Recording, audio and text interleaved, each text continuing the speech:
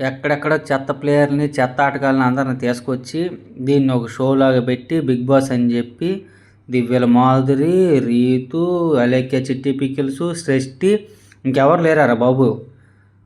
ఎక్కడెక్కడోళ్ళనో మీరు తీసుకొచ్చి వాళ్ళ సొసైటీ తరపున ఏమన్నా మాట్లాడదాము, లేకపోతే ఒకరు భయపడి మాట్లాడదాము, లేకపోతే ఇదంతా ఏముండదు. వాళ్ళ నోటికి ఏదొస్తే అది, వాళ్ళ చేతిలో ఏదనిపిస్తే అది.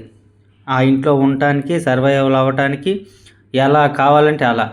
అది ఒక అబ్బాయి కానివ్వండి, ఒక ఏజ్డ్ పర్సన్ కానీ ఎలా అంటే అలా మాట్లాడటం, ఎలా అంటే అలా అనుకోవటము, ఎలా అంటే అలా తిట్టటము.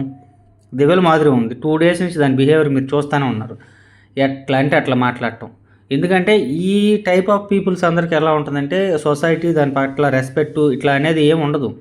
వాళ్ళు ఏంటంటే నా ఇష్టం వచ్చినట్టు నేను చేశాను. బయట సొసైటీలోనే మమ్మల్ని ఏం పీకలేకపోయారు, లోపల ఎవరేం బిగుతారు, ఎవరేమంటారు.